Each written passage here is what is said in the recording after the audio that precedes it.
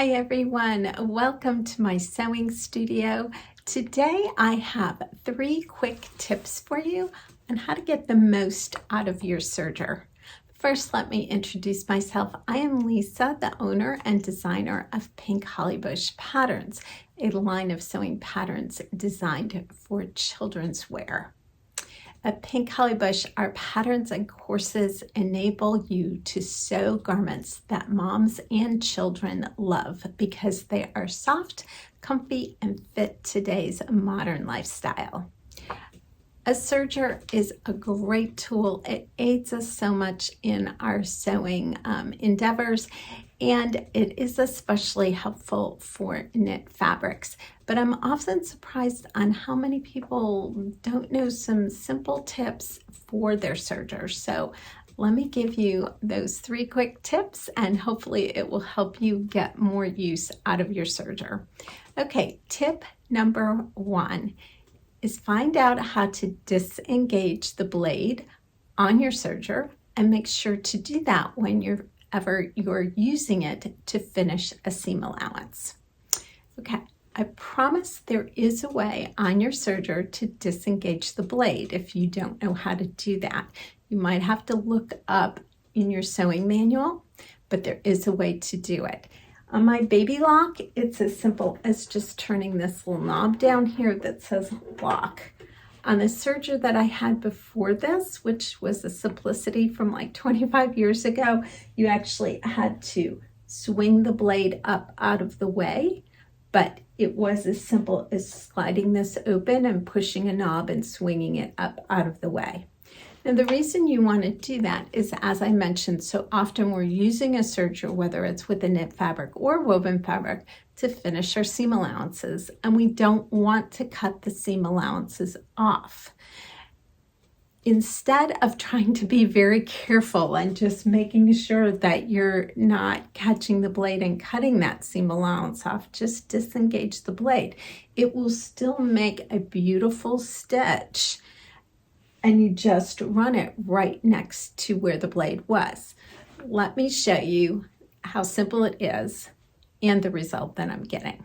Okay, you can see the word lock, and that means the blade, which is right here, is locked in place, and it's not going to move and cut the fabric as I do this. So I'm going to run the edge that I want to finish right next to the blade, and it will be pushing up against that. So let me do that.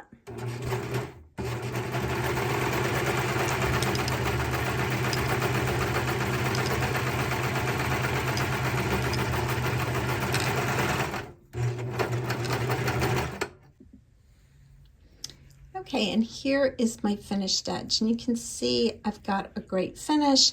It didn't cut anything off, so my seam allowance is still there, and the stitch formed great. Okay, tip number 2 is use your differential feed.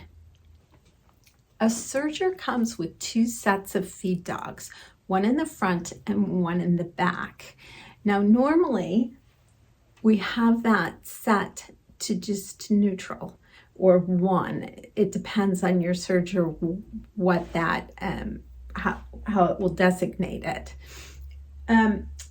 When it is set for that neutral or 1 position, the feed dogs are feeding the fabric through at the same time. But if you change the differential feed, what happens is they're now feeding the fabric through at different rates. And what that does is it either stretches the fabric or it squishes the fabric together. So on my baby lock here, if I go below 1, so if I go down to 0.8 or 0.6, then what that does is it stretches the fabric. And that's like for what you'll use, like if you're trying to do a lettuce hem edge, you're stretching the fabric.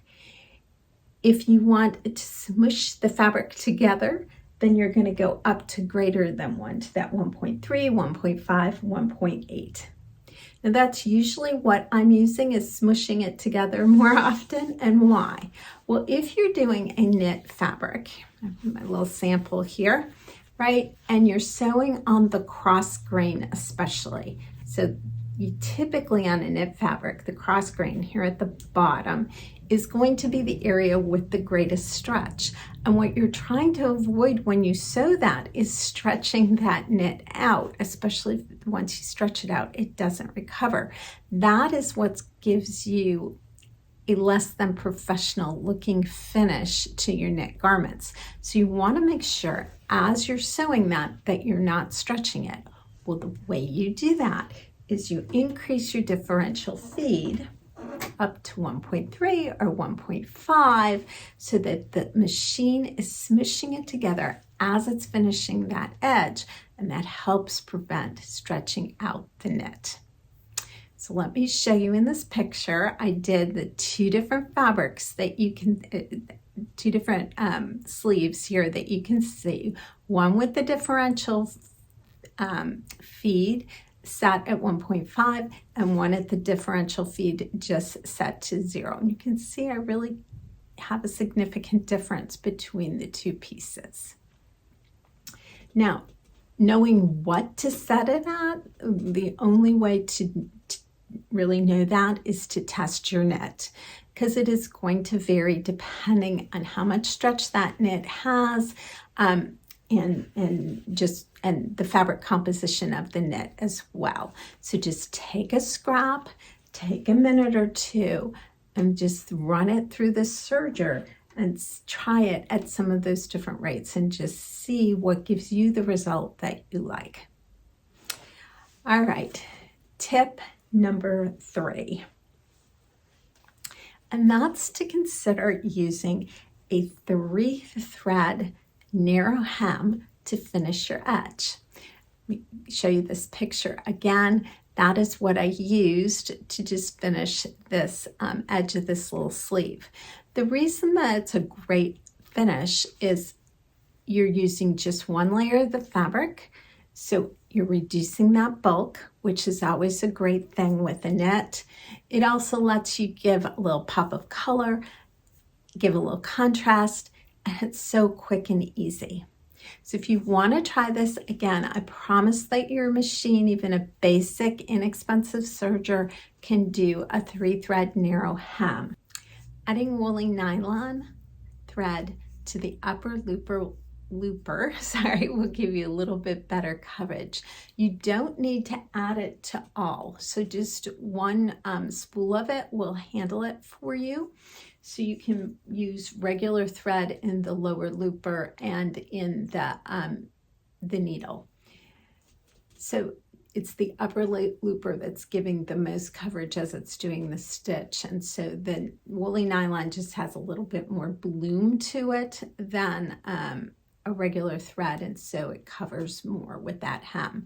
Now, if you have an air threading machine like I do, you cannot, this will not go through the air threading ports. So the way you do that is just to open it up and cut your upper looper thread right here above the threading port, not the woolly nylon to it, and then you can just pull it on through or start stitching to pull this on through, and it will bring it through the thread port for you. You'll be all set to go. I hope that you will give these tips a try and it will help you get some more great use out of your serger. If you would like more information about sewing with knits, make sure to check out our Enjoying the World of Knits book, fabric pack, and video course. I will put a link beneath this below. Also, you'll see down there an opportunity for a link to sign up for my weekly newsletter, which gives more sewing tips and more information about sewing with knits and sewing for children. I hope you'll join me. Happy sewing.